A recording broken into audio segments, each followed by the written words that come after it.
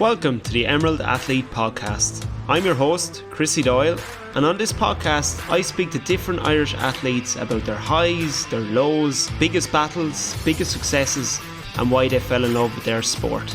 In this episode I chat to two-time Punchestown Gold Cup winner JJ Slevin.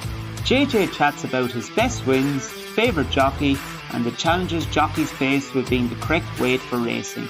Without further ado, JJ Slevin. JJ, how are you? You're very welcome to the podcast. Good, thanks, Chrissy. No, thanks very much now for having me on. Thank you. How's the form? How are you keeping? Good, yeah, no, it's a tipping away. We're just we've an easy enough week this week. We've no racing Tuesday, Wednesday or Thursday, and then we're back racing in Cork on Friday, so it's a handy week and we're enjoying the good weather.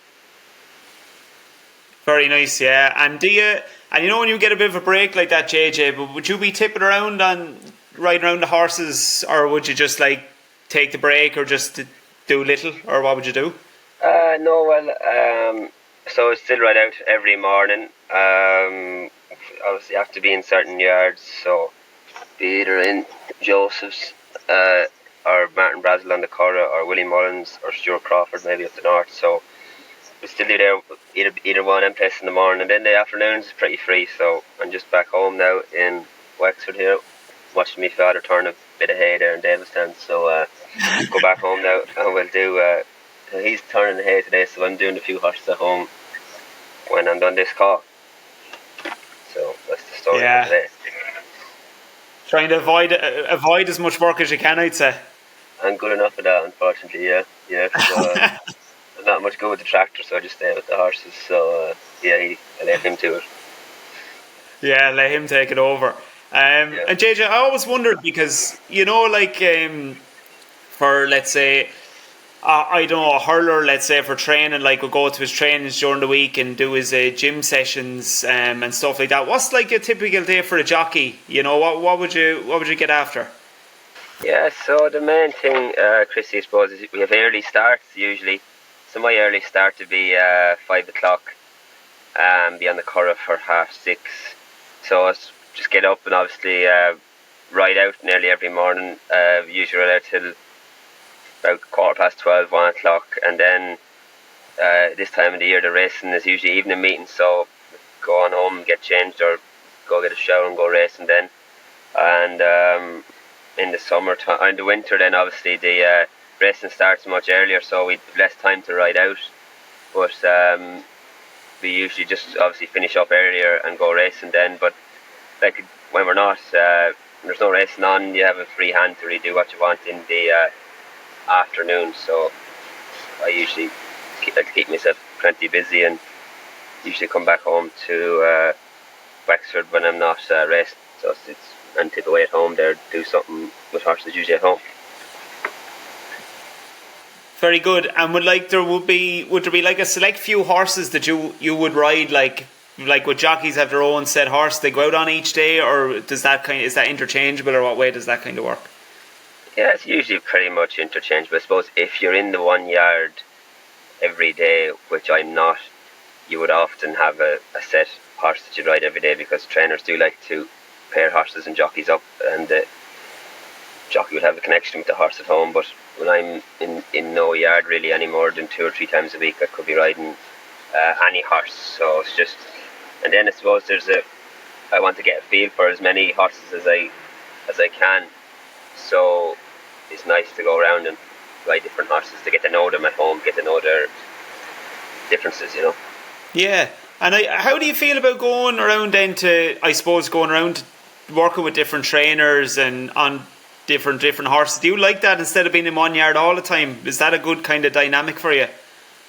Yeah, it is, and it definitely is, because it breaks up the week. You're seeing different people, and then because when one man is in form, another man might be out of form, so there should be a chance that you'll always have a decent chance of riding winners, and you're working with different people. You're learning different ways about working with horses off 3 or 4 different people, and I'm lucky that I'm in with a few very, very good trainers who've been around a long time and who are very successful. So I do like that. It's nice to get involved and mixed up with different people, for sure.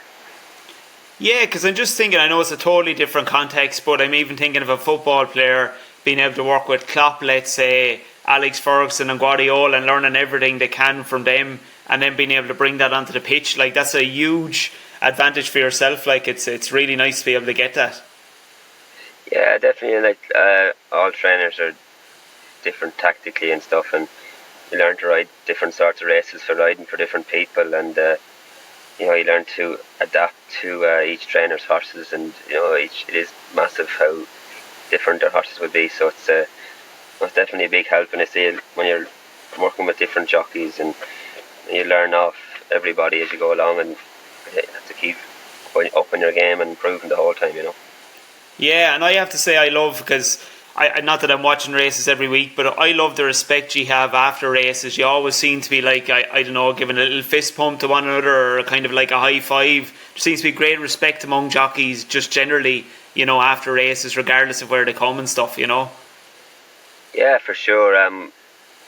Jumping and flat, I suppose, but mostly I'm a jump jockey. But there's a great respect among everybody jumping, because jumping is a tough game. There's a lot of injuries, and and you really, it's a really feel good factor when anyone wins a big race. You have you go over and say well done, and yeah, because it is such a tough game. And it's injuries alone. It's so hard to to get those big results. They're so hard to come by that you make sure and say well done to people when they win, and there's a great camaraderie between the lads in the weigh room. And as you say, respect is definitely the one word that you would use, because you all go out together, and not everybody might come back in after the race, so there's that element to it as well, and that's probably what brings people closer together. Yeah, it's really, I always love to see it. And just that you mentioned there, JJ, I know it's very obvious that the difference between flat and the jumping is that they have to jump over the fence, let's say. But is it really is it tactically a lot different when you're when you're doing those races for the jumping? Like, as you say, it's a much tougher game. What I suppose makes it tougher rather than the obvious, just you have to jump over the fence? Is there much more to it? Yeah, so like I've had about 30 rides in the flat, and obviously I'm too heavy to ride in the flat, but I do it because I enjoy it when I can, and it's not near as easy as people think. It's split-second decisions, and ride much tighter, and things happen just so much quicker. So like it's an art in itself, and it's unbelievable how different flat and jumping is. But yeah, I suppose you're jumping. Obviously, the risk of injury is a big thing, and falls and coming back from injuries. They're the tough things. But I suppose in Ireland it's very competitive. It's a small country, and there's only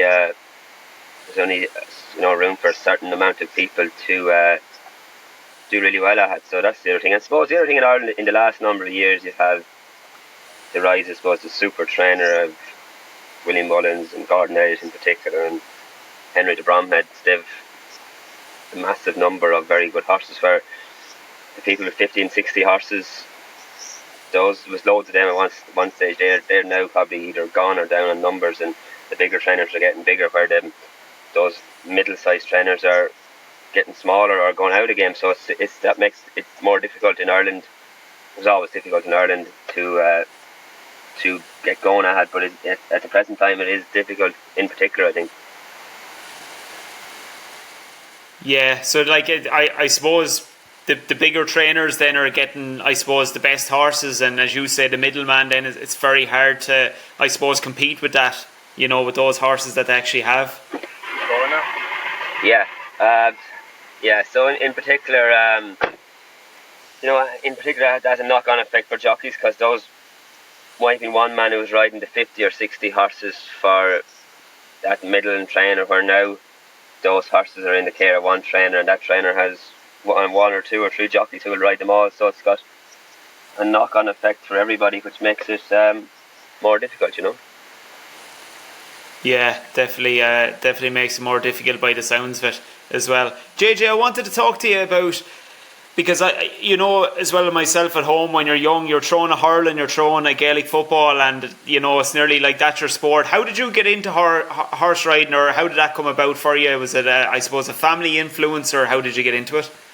Yeah, so obviously my mother and father have always been involved in horses, and it was horses at home all the way along, and my brother and myself would have always ridden, and from a young age it's all I wanted to do really, and both sides of the family back along were heavily involved in it, and it's something I wanted to do from a very young age, and I always enjoyed riding horses and just kept going along and see where it would take me,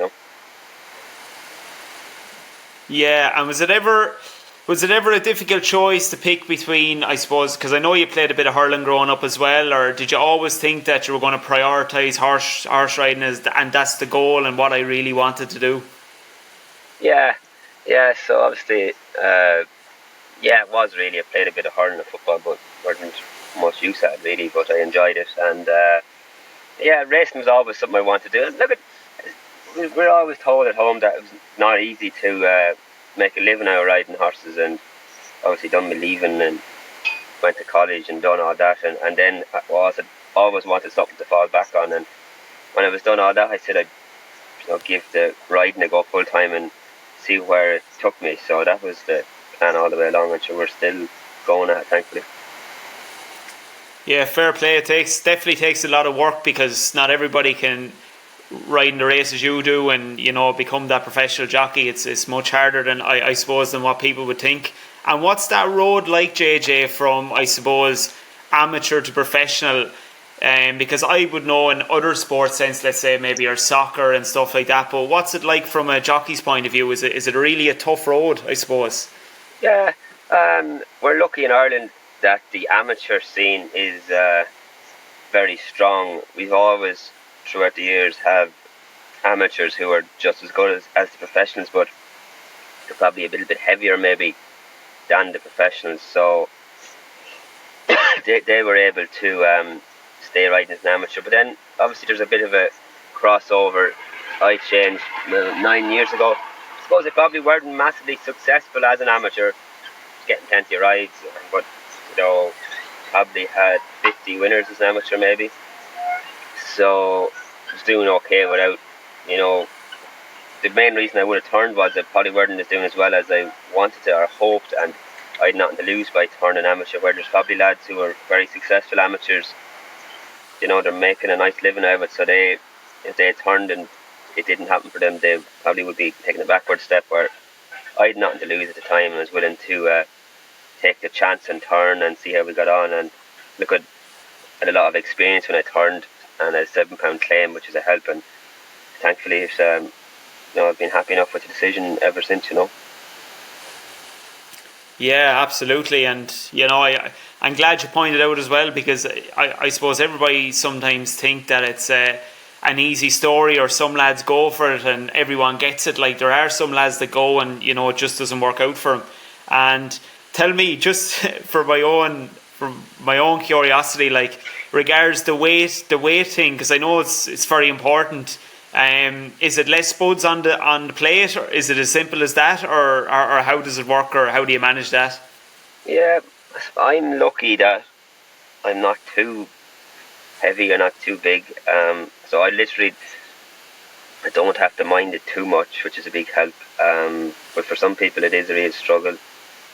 We obviously had that month off there in June, so we're going to get a bit heavier purely from being inactive, I suppose. So I went away there to Turkey and got a bit of a break in, which was nice to do, and you come back heavier. And look, for me it's a matter of keeping busy and keeping going, especially the heat now. The warm weather is a great job for getting weight off, and for me, the busier I am and the more active I am, I will be a bit lighter after it, and I like to continue to eat as much as normal. I literally have a normal way of eating, and probably not the healthiest way of eating, but I say I'm blessed in that regard, where there is lads who are taking off a stone when they came back and they have to fight it every day, where I literally only have to really lose weight a couple of times a year, which means watching what you eat for 3 or 4 days and running and sweating and doing all that, and I don't particularly enjoy that. I'm not particularly good at it, but your body probably gets, the more you do of it, the better your body becomes at it, and because I do it so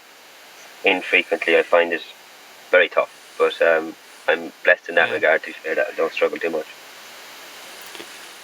Yeah, I can imagine for someone that might struggle with it, trying to get your weight down. Not like a boxer, well, I suppose in ways like a boxer, to get yourself right so that you can ride the horse and be at the right weight. I suppose there is a huge pressure that comes with that. As you say yourself, in your position, you're probably just a little bit lucky. It's one of the things you maybe don't have to worry about. But I suppose it's probably sad to see in a way if lads can't get there. They might be a great jockey, but if they're carrying too much weight, it just won't work. Would I be right in saying that no matter how talented you might be as a jockey, if you're carrying the weight, it's just too big of a difference when it comes down to it? Would that be right? Yeah, well, in particularly on the flat, like you have to be able to ride 9 stone in Ireland every day of the week. If you can't do that, you're not a jockey.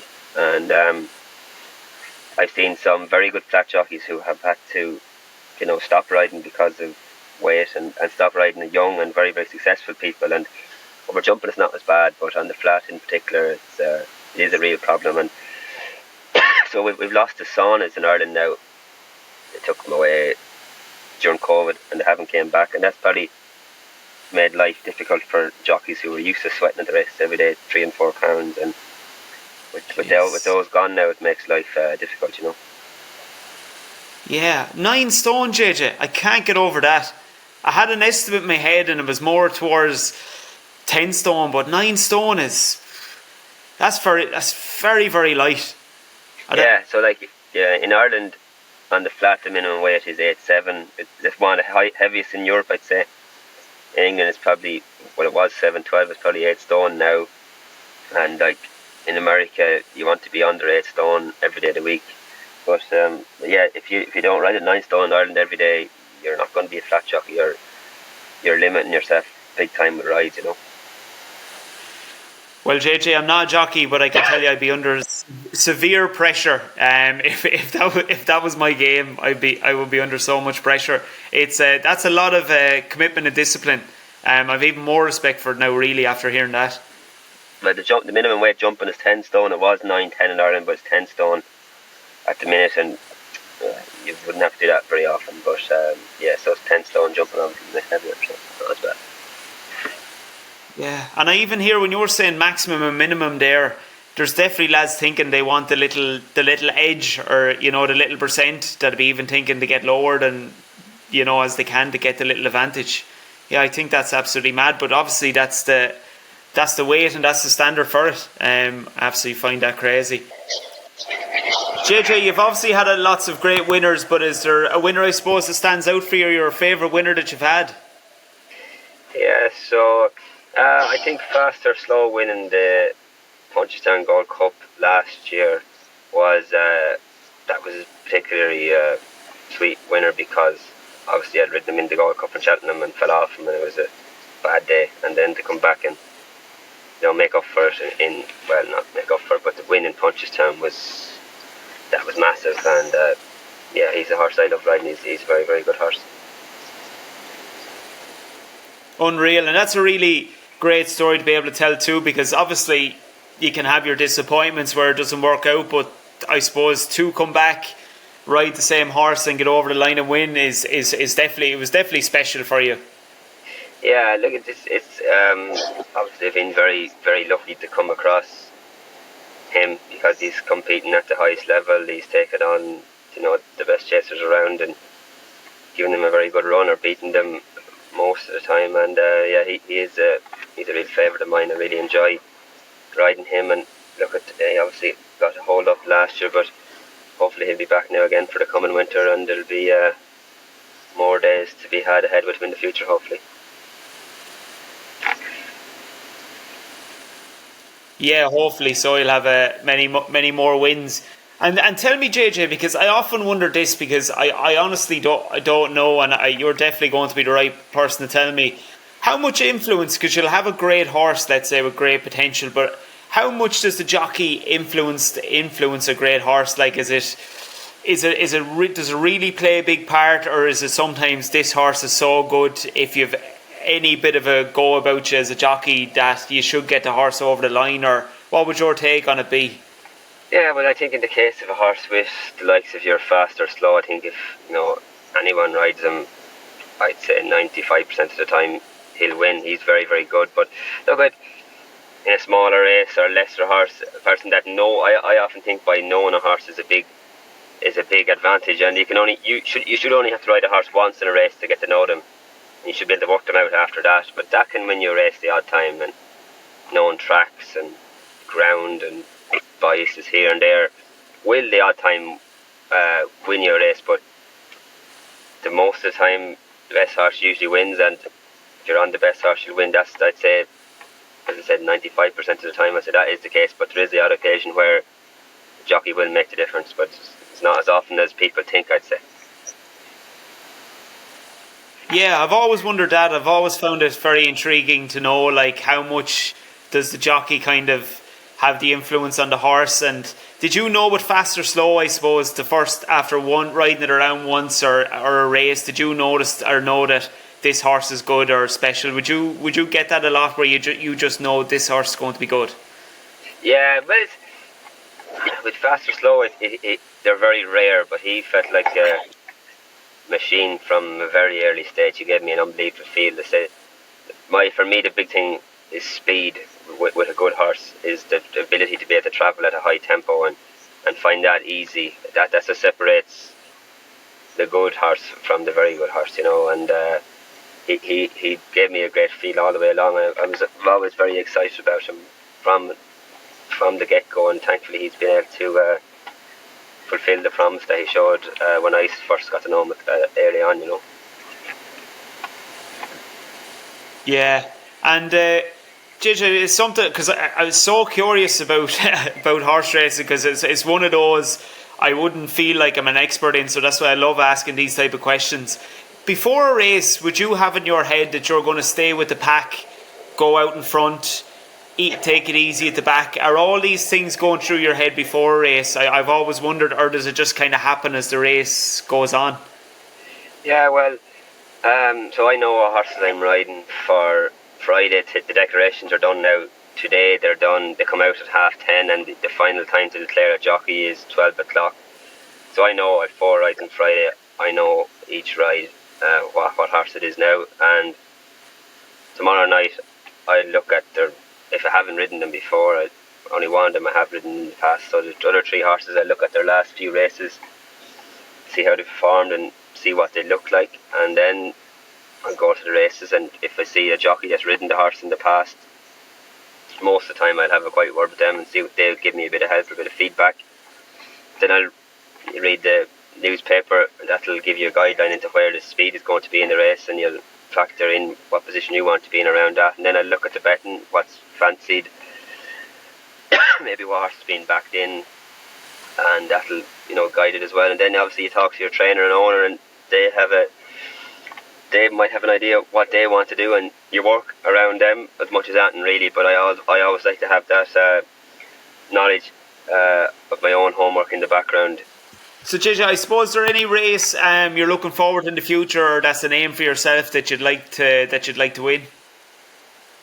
Yeah, so the next big festival in Ireland here now is Galway. So we have a week of Galway starting the end of July into the the end of August, or end of July into the first week of August. So that's the next big one. The Galway Plain, the Galway Hurler, the 2 big jump races of the week. So I was lucky enough to win the hurl last year on a horse called Nürburgring, and he runs in the Galway Plate this year. So looking forward to him, who's 4th in Cheltenham in a good handicap chase. So he might have a decent shout on that. And sure, yeah, that's the next big one. So we don't think too far beyond each next race, each next big prize coming up, and we just take it festival by festival, really, Yeah, and tell me, because it just comes to my mind as being a big one. I don't know whether it is for a jockey, but it sounds like it would be.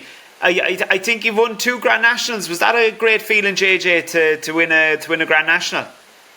Yeah, like the Irish National, been lucky enough to win it twice. Yeah, it's just a massive one. It's one of those races that I've been watching from a young age, dreaming and hoping, even riding in those sort of races the whole way up along, and to be lucky enough to win them was great. Obviously, first one was for Gordon Elliott, and the second one was for Tom Gibney and Simon Veneer and Isaac Swade. So they were very special races, and yeah, I got a great kick out of them. Yeah, and because I would always sit and watch the Grand National with my father, but you'd almost say it's like, I suppose, a bag of revels. It's nearly a free for all because there's just so many horses in it, and there's just like a feeling, no matter what the odds are, anyone can win it. It's always a great great race to sit down and watch. Yeah, yes, it is a great spectacle, and you get a great thrill out riding those races, especially if you're going well. And yeah, look at it.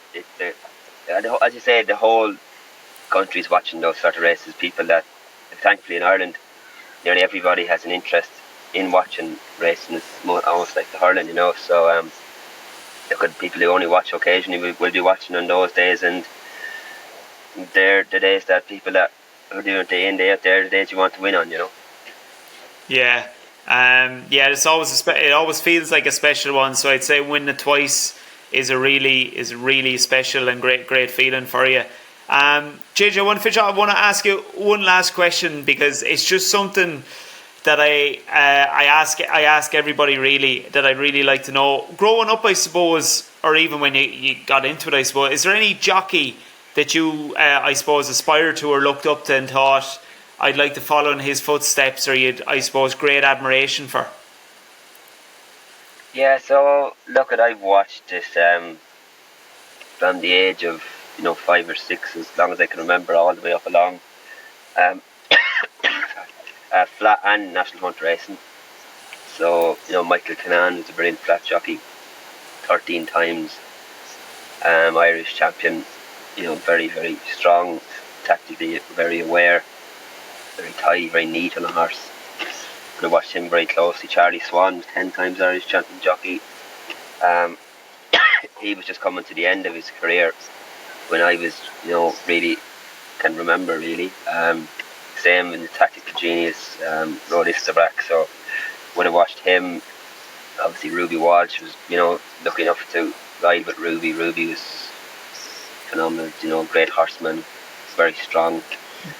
Very physically very strong, great power in his legs, and obviously AP McCoy was an animal too, to the longevity, the consistency, the hunger, the drive. And he was a monster, really, 20 times champion jockey, over 4,000 winners. So them are the lads I watched and I aspire to be like. And you're obviously improving, still trying to improve the whole time. I'm 32 now, so probably heading into the second half of my career now, towards the latter stages of it, and I'm still trying to improve. I'm watching the lads now. You have Paul Townend, Mark Walsh, Jack Kennedy. These lads, you're watching them now and seeing what they're doing and picking things up off them. So it's a constant battle to improve every day, and I've been doing that since I'm 9 or 10 or 11, and we're still trying it, and that's what keeps us going every day, is the want to get better, Yeah, that's a real, I suppose, positive attitude, JJ, and that's why I'm probably, from even hearing you say that, I'm certain that you're going to have more success, because it's just a great attitude to have. You mentioned some great jockeys there, but to have the attitude where you seem to be continually wanting to learn, and respect for the other jockeys to see what they're doing good, I can imagine that you'll have much more success in the future. JJ, thanks very much for coming on. It's great to hear about your success, your winnings, your whole sporting journey, and I wish you every success on your races in the future as well. I hope it all works out very, very well for you. Thanks for listening to the Emerald Athlete podcast. If you enjoyed the episode, make sure to leave a review, and don't forget to check out our Instagram page, the Emerald Athlete Podcast.